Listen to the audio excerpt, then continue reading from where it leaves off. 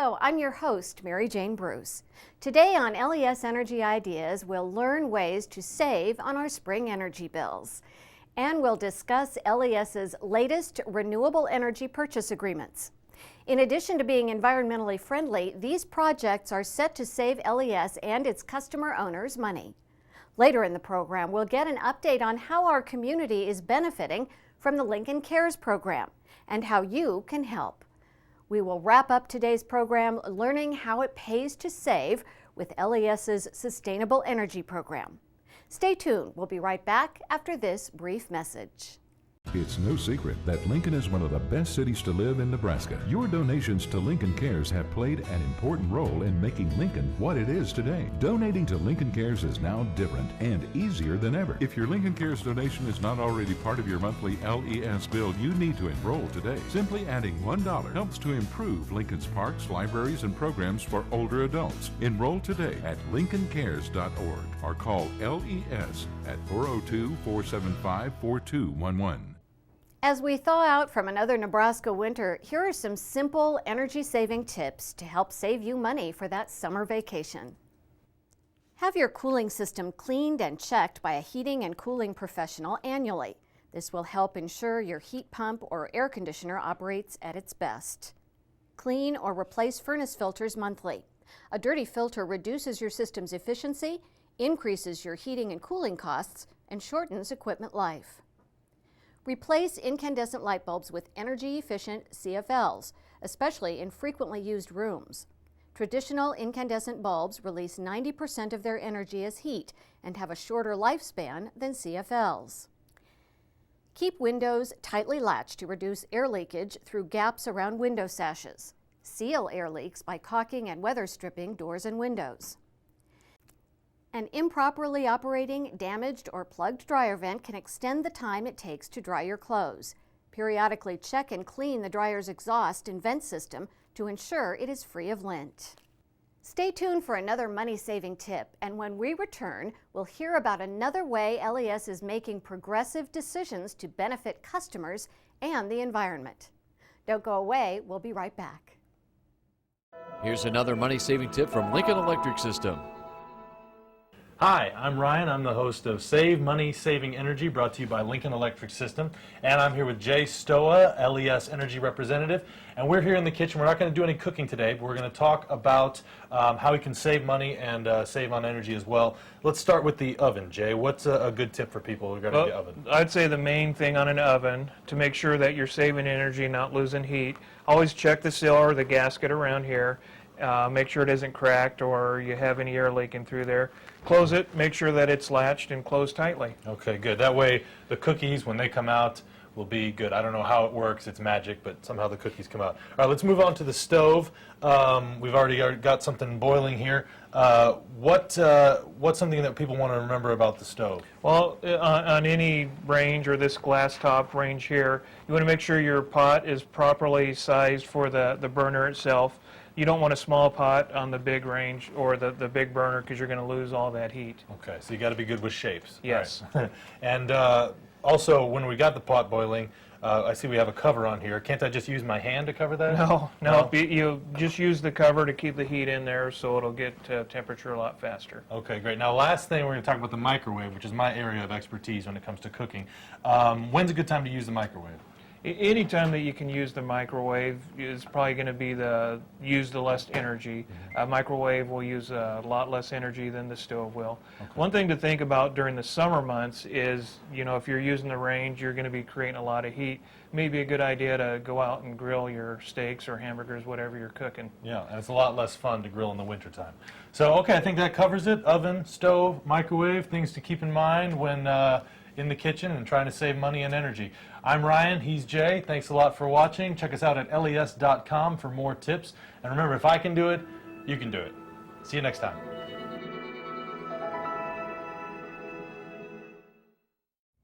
Welcome back. LES has been making headlines related to its recent contracts for additional wind and solar energy to generate electricity for its customers.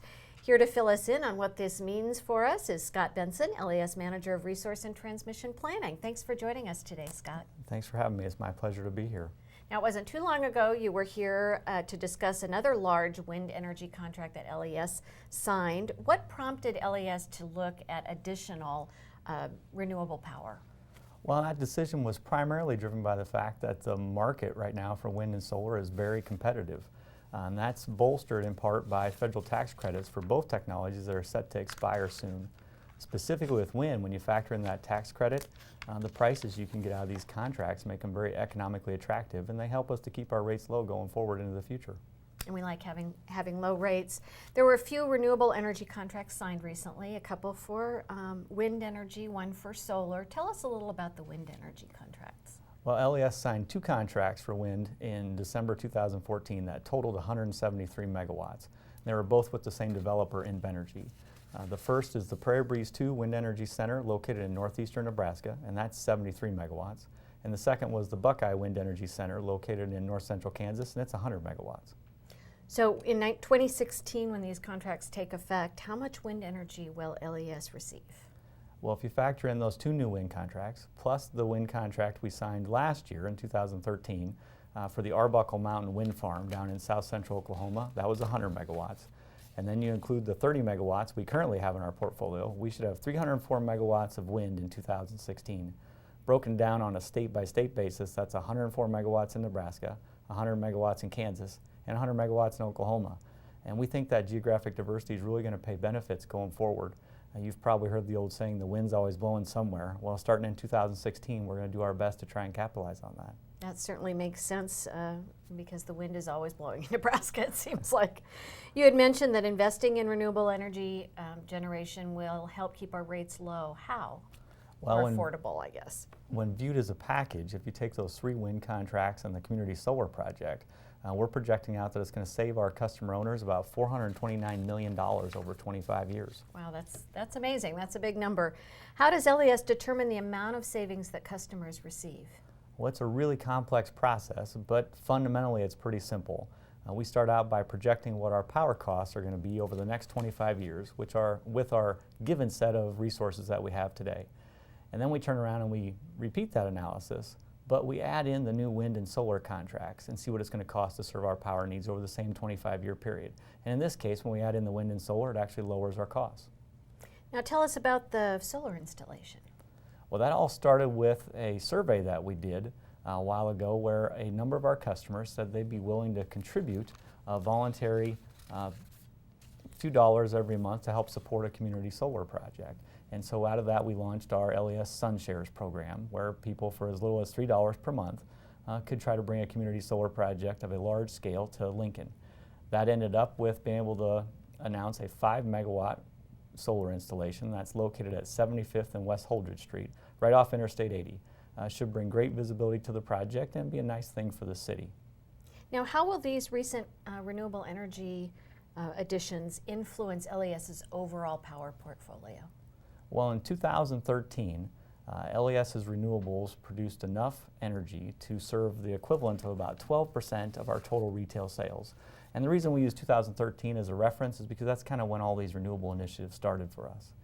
In 2016, with the addition of the 3 new wind contracts, the community solar project, and our landfill gas project that went commercial about the beginning of 2014, our renewables should produce enough energy to serve the equivalent of about 48% of our total retail sales. It's really an exciting time for our community, but there's a lot more that goes into all this. Where can people get more information?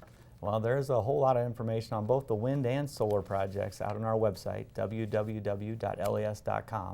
And in fact, if you go out there, you can even find information that will help you sign up for our Sun Shares program to help support the community solar project. Great, sounds good. Thanks for joining us, Scott. Thank you very much. It was my pleasure. Let's take a quick break, and when we return, we'll learn about the Lincoln Cares program. Stay tuned. Here's another money-saving tip from Lincoln Electric System. Well, hey, Jay. Hey, Ryan. Fancy meeting you down here. Oh, you're here too. I'm Ryan, and I'm your host of Save Money, Saving Energy, brought to you by Lincoln Electric System. Now, today, instead of hanging out by the water cooler, we are hanging out by the water heater. And I'm talking with Jay Stoa, LES Energy Representative, about water heaters. What's a good temperature, Jay, for people to set their water heaters at?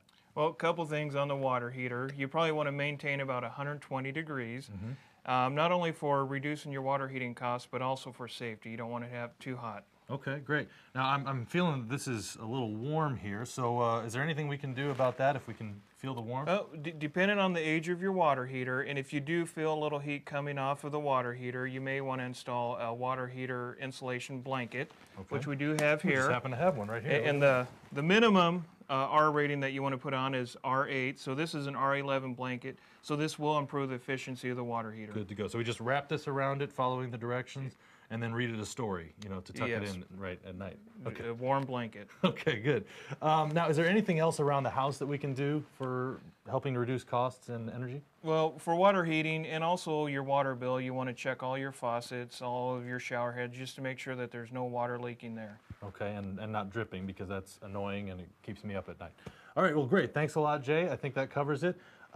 Be sure to visit us at les.com, where there's even more money-saving tips. And if I can do it, you can definitely do it. I'm Ryan. He's Jay. Thanks for watching.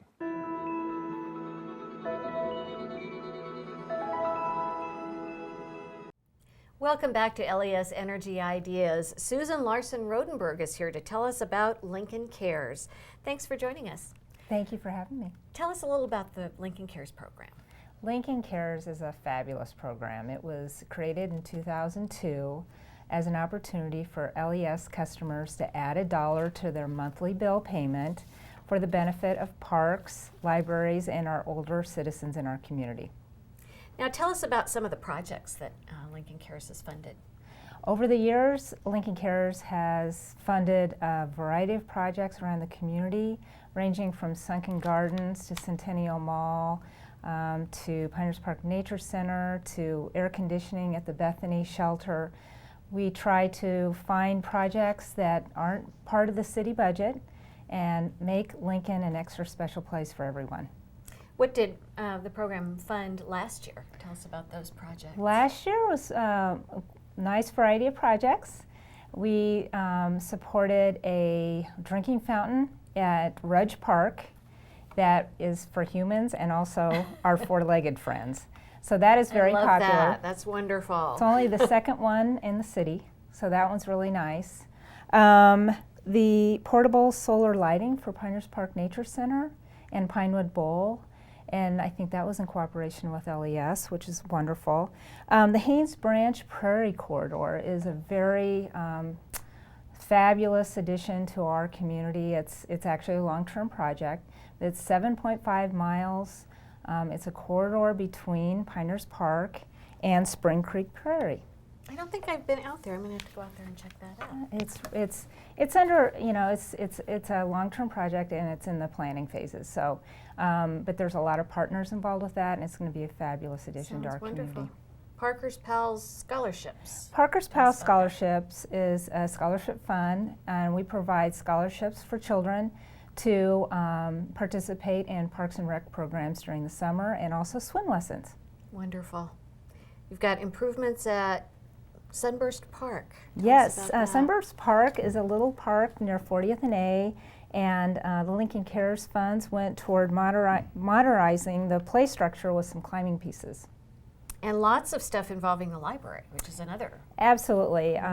Part of the Lincoln Cares mission is to help with the parks and the libraries and older citizens, our aging partners. So as our library projects this year was Leading to Reading spaces at Lincoln South Branch Library. These are educational spaces for young children to use special computers and developmentally appropriate toys which encourage literacy. And then the second library project was for special events, upgraded equipment for special events. The funding will be used specifically to purchase sound systems for all libraries and washable meeting room chairs for Isley and Walt Branch libraries. Washable is the key word there. Yes, Okay. Libraries are very popular, so it's nice to have those functional chairs. You mentioned Aging Partners. Yes, Tell Aging about Partners. A few years ago, Lincoln Cares program was expanded to include Aging Partners and also the city library. So we're excited about their partnership as well. And the Aging Partners project this year went to fund fitness equipment, and Aging Strong is part of the health and fitness program provided by Aging Partners for adults age 55 and older in Lincoln and Lancaster County. So these funds are doing a lot of good in a lot of areas. How are the projects selected? Every year about this time, the Lincoln Cares Advisory Board gets together and meets, and it includes the department heads at Lincoln Parks and Recreation, which is Lynn Johnson, Pat Leach at Lincoln City Libraries, and June Peterson at Aging Partners.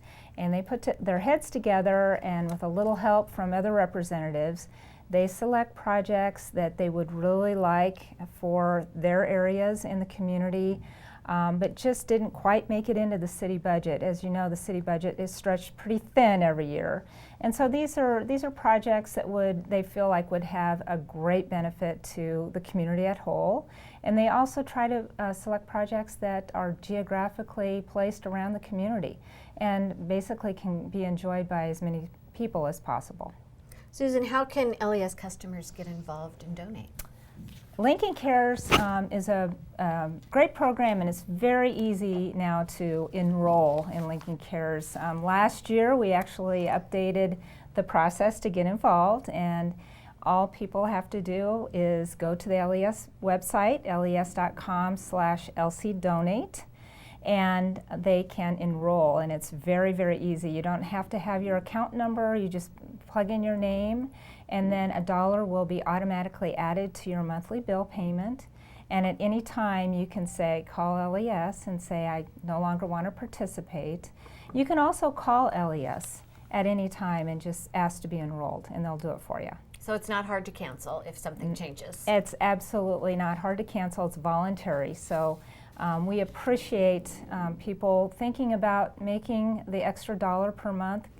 It's a great program for anyone to be able to support their community. Really a small amount of money, but a lot of good. And how much Absolutely. total have LES customers contributed? Well, through LES customers and their generosity, and with our community partners, we have raised more than $1 million since the program was initiated. So think about what $1 million can do for extra special things to make Lincoln an even better place for everyone. Sounds great.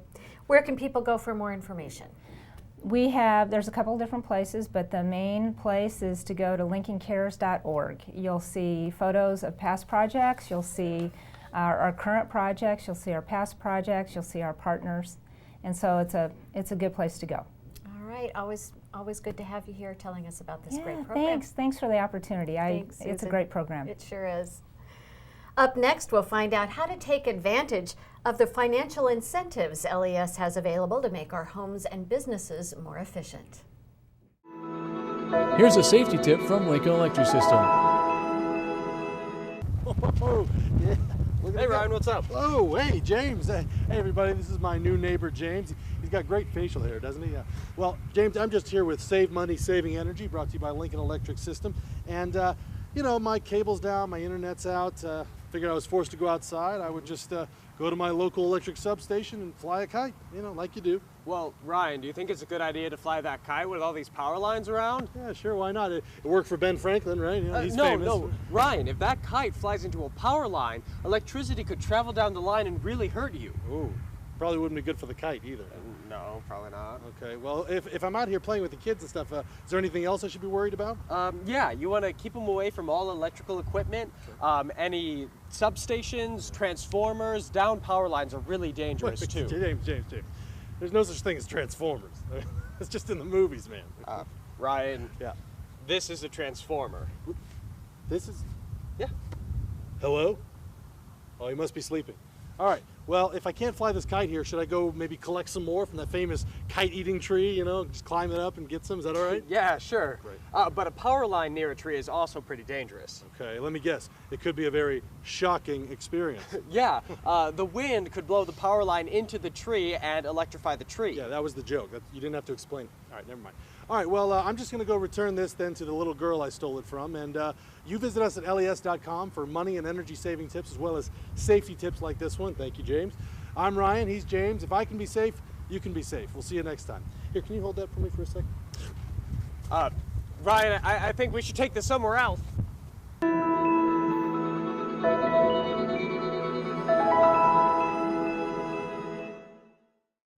Welcome welcome back, and welcome to Mark Skolnick, LES Manager of Energy Services. Thanks for joining us. Good to be back. We're talking about LES's Customer Incentive Program, back for its 7th year. Correct? And it's hard to believe we're in our 7th year. But yes, we launched January 1st this year with a $4 million pool of incentives for customers to take advantage of and to get more efficient equipment, and they're already takers right off the bat. Tell us a little bit about, for those who are unfamiliar with the program, what it's designed to do. Well, there are several objectives. One of the primary objectives is to just cut down on wasted energy and actually to promote technologies that do that. And so by doing that, of course, you've got environmental benefits by reducing the amount of wasted energy. It's energy you don't have to generate, but it's also going to be good for the participants, the customers who invest in those kinds of technologies. They're going to save energy. That means that their bills may be adjusted downward depending on the way they manage their energy. So that's definitely another benefit. And so we've kind of calculated a rough estimate of all of the participants over the last 6 years. And we project that there's a $5.5 million of savings for all of our customers, business and residential, in their electric savings annually that have occurred because of their investment in these high efficient types of equipment. So lots of benefits from this. How do even all of the customers from LES benefit, even those who don't participate in the program? That's important because the program is designed to not only benefit those who take advantage of the incentives, but it's also designed to ensure that the entire community, all the ratepayers, benefit by helping us delay the need to build that next power plant as far into the future as possible. What happens is on a hot summer day, we experience the highest peak in demand for energy. It usually occurs at 5 p.m. on a hot, humid July or August day. And so we need to have all of the generation we can possibly get and have lines that are large enough to bring energy to us. And so all of that's really determined by the amount of peak demand that's set on 1 or 2 times in a hot summer. So if we can work together as a community to manage that and to even reduce that peak, then we don't need to get into that next power plant as quickly as we might otherwise if we weren't trying to manage that peak. And that's how everybody benefits, because the costs associated with building a power plant and doing other kinds of things to support more peak energy is very costly, and that affects the rates. What about the impact on of the program on the environment? Well, again, when we can reduce the amount of wasted energy, that means that we're not having to generate as much. We call those negawatts, right? Instead of megawatts, that's energy that doesn't have to be produced. That means when we fire up a natural gas unit or coal unit, that's less CO2 that's going to be emitted, and all the other things that are good for the environment. So cutting down on wasted energy is an environmentally responsible thing to do. Absolutely, smart move.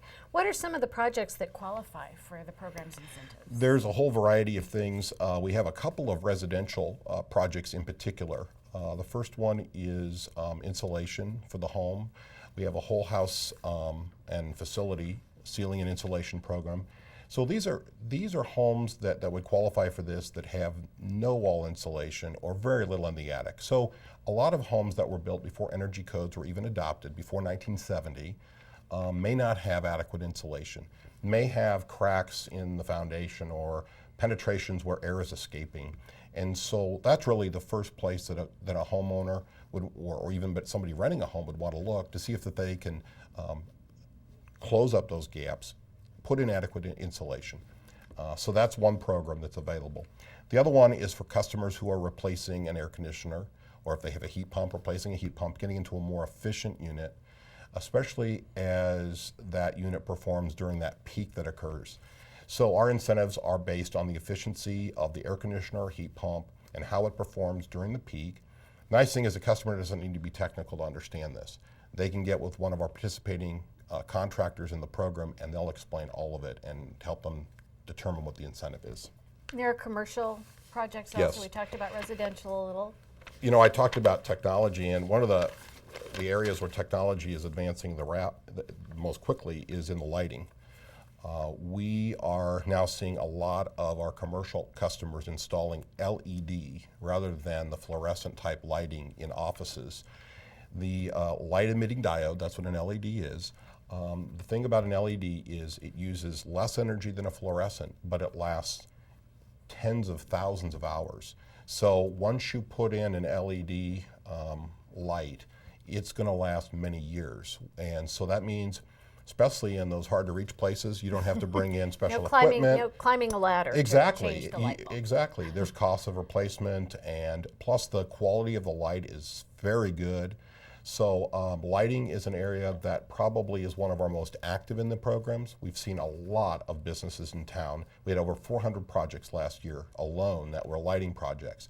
We also have another program for commercial industrial customers that can vary depending on what the industrial needs are, whether maybe it's compressed air systems, variable frequency drives. We've got all different kinds of special programs for industrial customers. And again, all that information is available at les.com in the Sustainable Energy Program section. Okay. How does the LES refrigerator freezer recycling incentive work? They can contact our third-party administrator, JACO.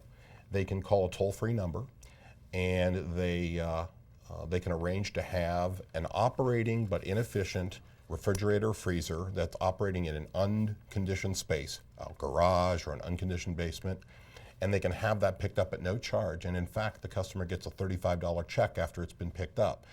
Those units that are recycled are done so in a special decommissioning plant where they recycle 90% of the parts, so it's done very responsibly. It's not going into our landfills. That's another sustainable practice that is a benefit of the program. Does any freezer? There are certain size restrictions. Typically, it's going to be a typical larger size. I mean, something you'd probably have in your kitchen if it was a refrigerator or a deep chest. Usually the dorm-size refrigerators aren't eligible to participate. It's usually the larger type. And I want to reiterate that it needs to be a unit that's in operating condition. If it's dead, then essentially it's not operating on peak because it's dead. And what we're really trying to do from the electricity side is to take that inefficient piece of equipment that's operating during our peak hours and remove it from the system. In the garage, maybe. In the garage, where Right. it's probably costing $100 or more in electricity just to power that piece of equipment. So that's another savings to the customer as well.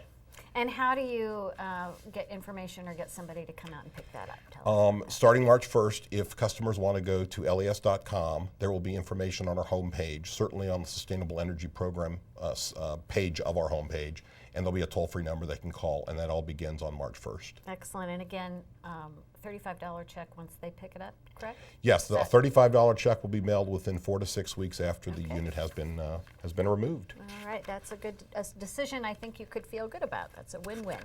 The last time you joined us, you talked about a demand response field study that LES was looking into. What's the progress on that? We are launching our recruitment efforts actually this week, and we are seeking out a random sample of approximately 400 customers. And so what we've done is we've drawn out a random sample, and we are sending them letters of invitation.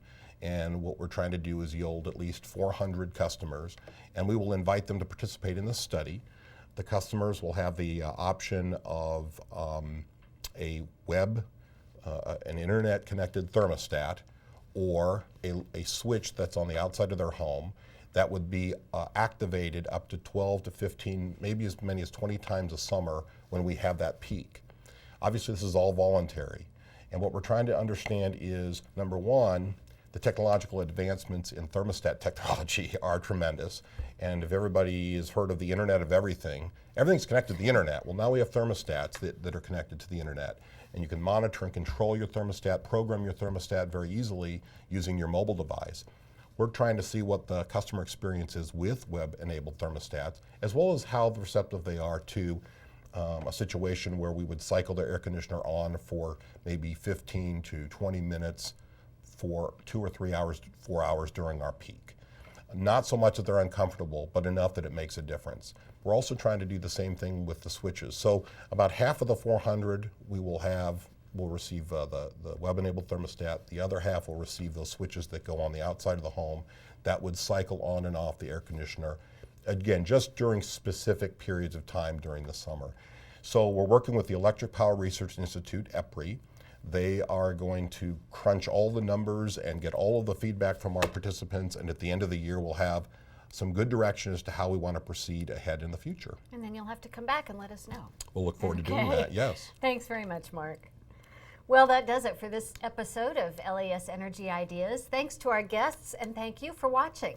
This program will continue to air through May and can be viewed anytime online at les.com or the city's website at 5 City TV. Until next time, remember, it's your electricity. Own it.